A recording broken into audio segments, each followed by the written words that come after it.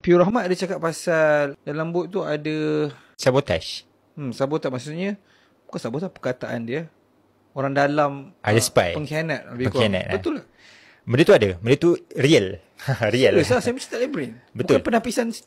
Betul, kita ada tapisan. Tapi dalam kita ada 58,000 orang yang memohon nak naik kapal. Serius lah? Ya, kita ada 58,000.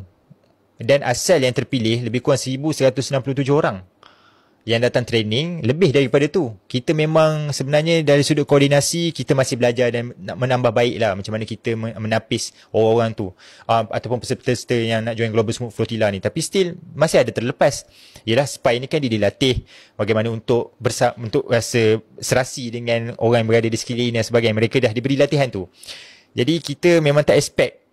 Bila kita dah sampai Tunisia, selepas kita dah belayar selama 7 hari daripada Barcelona, baru kita dapat tahu memang ada orang dalam yang cuba untuk menggagalkan misi kita. Apa maksud dia?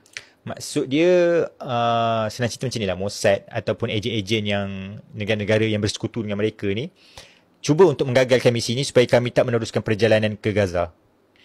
Saya faham, tapi maksud saya apa yang tuan maksudkan dengan cuba menggagalkan? Boleh be more specific? Cuba menggagal ni maksudnya usaha untuk menggagalkan tu ada.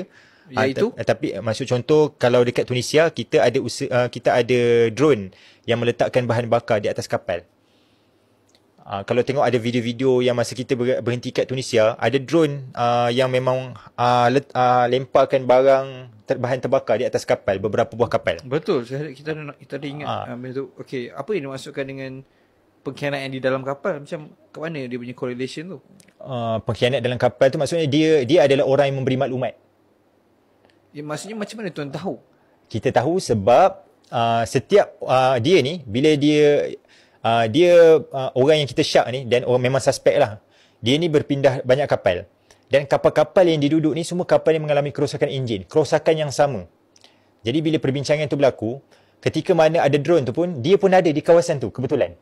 Tak sama ada kebetulan ataupun memang dirancang. Dan disebabkan itu, setelah kita berbincang, buat analisis, kita check background, rupanya background dia ni tak jelas. Rupanya dia menggunakan fake punya account. Dia bukan nama sebenar dia, bukan nama sebenar dia, dia bukan asal daripada negara tersebut. Kita tak tahu dia datang daripada mana. Tapi masa mula-mula pemilihan tu, dia boleh terlepas, mungkin salah satu kelemahan kita lah.